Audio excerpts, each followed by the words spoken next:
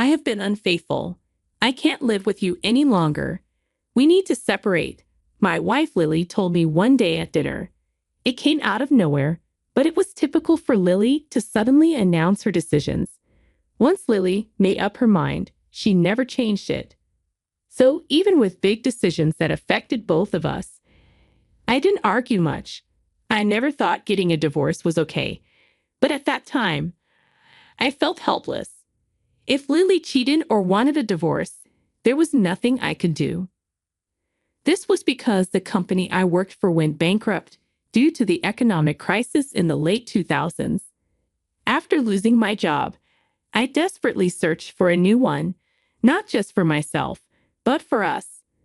For Lily's sake, I sent my resume to dozens of companies. However, I'd only managed to get interviews with 3 of them, and I didn't make it to the final stage with any of them. Despite having about 5 years of experience at a subsidiary of a major automotive manufacturer, it didn't seem to matter. I felt my spirit break. I remembered how lucky I felt when I got the job at my previous company. Receiving that job offer letter was the happiest moment of my life. My biggest challenge in job hunting was the interviews. I was already uncomfortable with public speaking, and many companies used group interviews, which made it even harder for me. The company where I was accepted had a group discussion as part of the selection process. At the table, there were students who took the lead in expressing their opinions, others who summarized everyone's ideas and presented new ones, and some who pointed out flaws in others' opinions. Everyone was desperate to impress the interviewers, just like me. But I was overwhelmed by the atmosphere and couldn't articulate even a tenth of what I had in mind. After the discussion ended, I felt deeply discouraged by my inability to contribute anything. I thought to myself, there's no way I would pass, not even by some stroke of luck. When I received the job offer letter, I was convinced it must be some kind of mistake. I checked the contents of the envelope, and Lily, who was beside me, rejoiced as if it were her own achievement. Believe in yourself. People who truly understand your worth will recognize it, Lily said, patting my back. Lily and I met in a university club since we both entered the Faculty of Law. Before the first lecture, Lily and a few others entered the classroom, and I was intrigued by Lily's lively presentation about the club. Shortly after we started our studies, a male friend and I peeked into the club room, and it was Lily who explained the club to us.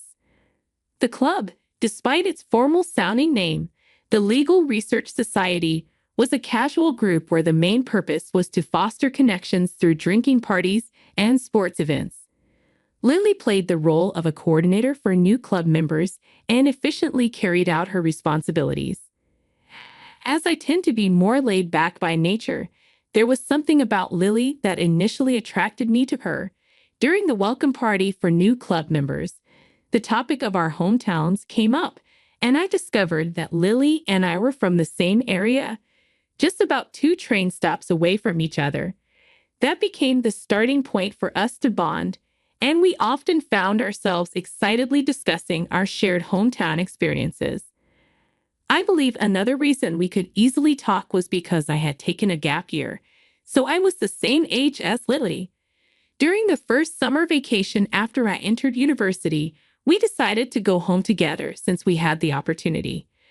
There wasn't any particular reason for me to decline, so I agreed. However, for some reason, Lily got off at the same station as me. "I want to see the town where you were born and raised, even if just a little bit," she said, seeing my puzzled expression. Lily smiled and explained it with a cheerful tone. However, I felt slightly awkward being with Lily because my mother was supposed to be waiting at the station to pick me up. My mother was standing right in front of the ticket gate, looking slightly surprised yet happy. The reason became clear. Lily was standing beside me, and my mother clearly misunderstood, thinking Lily was my girlfriend. So I decided to clarify things right away. "This young lady is," I began. But before I could introduce Lily as my senior at university, She spoke up. I'm in a relationship with Jack. I'm Lily. I froze at Lily's sudden words. She looked at me with a mischievous smile, giggling.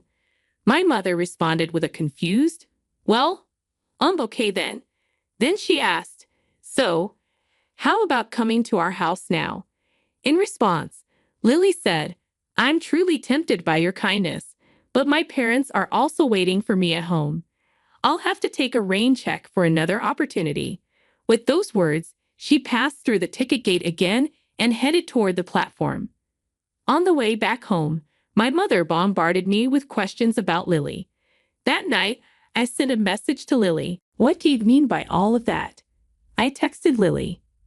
A few minutes later, I received a reply. "I just expressed my feelings honestly. The rest is up to you." I responded with a simple, "Got it." Immediately, she replied, "What do you mean if I got it? It's either we're together or we're not. There are only two options for an answer." I typed back, "I want to be in a relationship with you," and sent the message. Her response came quickly. "All right then." From that moment, I felt our relationship dynamic was established. During my job search, I didn't have any particular company in mind. Even the choice of where to send my applications was made after discussing it with Lily. "Don't you have any initiative of your own?" Lily would often caution me. Each time, I'd respond with something like, "I have Mother Lily, the absolute deity, with me, so everything will be fine." At that time, I had little awareness of making decisions about my own life. I was always receiving advice from Lily. Despite her saying, "I'm truly discouraged with you," Lily always provided me with precise advice. I believe Lily probably knew more about me than I did myself.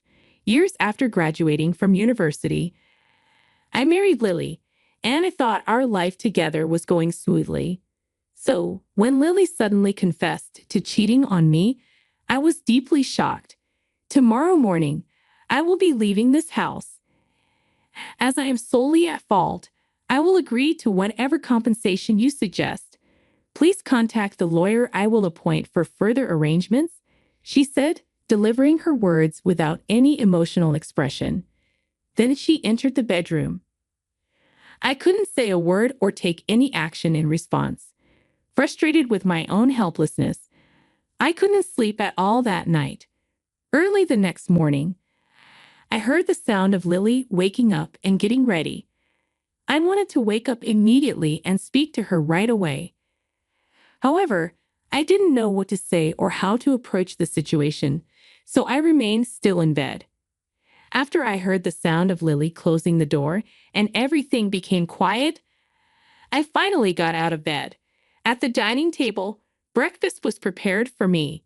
Next to it, there was a divorce document, the wedding ring, and the house key.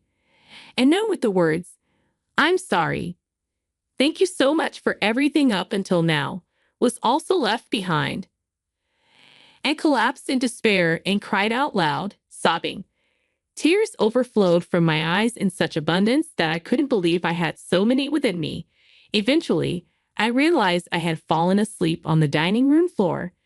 With no motivation to do anything, I stared at the ceiling, feeling lost. As I remained in a daze for a while, the image that emerged in my mind was Lily's smiling face. What's the point now? I kept thinking, shaking my head, but Lily's smile wouldn't fade from my mind. It was then that I realized once again how much I truly loved Lily, and I thought to myself, I should be a man that Lily can be proud of. Some might think I'm being too sensitive or that there's no need to stand by a cheating partner. However, regardless of what others may think, I still firmly believed and trusted that Lily was my greatest ally and understanding partner. Afterward, I worked tirelessly and wholeheartedly. I took on tasks that I was not naturally inclined towards, such as sales as a contract employee, and gained experience in more manual labor-oriented jobs.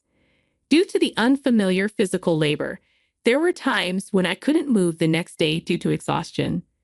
One day, I received a call from my former boss at the previous company. I have an acquaintance who is recruiting staff for a children's care facility. If you're still looking for work, would you be interested in giving it a try? It seemed my former boss, who had been contacting me from time to time, had been keeping an eye on me since I hadn't found a job yet. At that time, I had changed from my previous passive self and had become more proactive in facing various challenges. Through various jobs, I had developed a stronger mindset of let's challenge anything and everything. Please count me in. I readily accepted my former boss's offer without hesitation. At the children's care facility, there were various types of children: cheerful ones, quiet ones, restless ones, quick-tempered ones, easily injured ones, and many more. Many of those children had experienced things I couldn't even imagine despite their young age. Reflecting on my life, I realized how naive and indulgent I had been. As I sincerely engaged with the children, who were honest with their feelings, I found my own heart healing in the process. I began to think that maybe this was the place where I truly wanted to work. With my doubts gone and a lighter heart, I interacted with the children in a more natural and genuine way. One day, while I was doing desk work, the facility director called me into his office. As soon as I entered, I froze in place. It was Lily's parents. Both had solemn expressions on their faces. "I'll leave you to talk amongst yourselves," the director said, leaving the room. A few days later, on my day off from work, I headed toward a beach park nearby. This park was full of memories, where Lily and I used to take walks after getting married. She was already at the bench overlooking the harbor where the yachts were moored. I recognized her from her back. "Long time no see." I greeted her. "It's been a while. How have you been?" she asked as she turned around. I sat down on the bench, leaving a little space between us. "You didn't, did you? Cheat on me?" I asked straightforwardly. There was no need to beat around the bush. Lily nodded silently.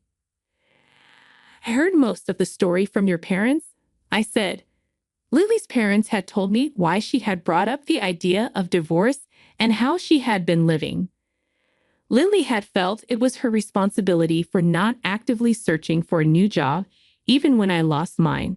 She believed it would be the same cycle if she continued to search for a job with me as it had been before. Therefore, she thought divorce was the best way for both of us to make a fresh start on our own paths. However, she couldn't imagine that I would accept the idea of divorce if she just brought it up straightforwardly. Lily explained that she had faked an affair to manipulate me into accepting the divorce. She didn't show much emotion during the divorce discussion because she was afraid she would start crying if she became emotionally involved. After returning to her parents' home, Lily became so depressed that her parents grew concerned about her well-being. Lily's parents had thought about telling me the truth several times, but she had stopped them. Eventually, my parents told her parents about me working at the child welfare facility, and they visited to see me. When I heard about that, I thought, isn't that going a bit too far? However, Lily replied, "I thought you needed this kind of tough love to start fresh and carve out a new path for yourself from scratch." I asked, "Didn't you think I would remarry?" Lily replied, "At that time, it was what it was. I was prepared to accept that it was our fate." "You're such a determined person," I murmured. "But after hearing the story from your parents, I also realized that you have your own vulnerabilities. From now on, I want you to show me those weaknesses as well." Lily responded, "That's all up to you from now on." We shared a knowing smile. At that moment, I thought to myself, I want to spend the rest of my life with this person. I want to cherish the happiness I found, even if it took a detour, and treasure it for the rest of my life.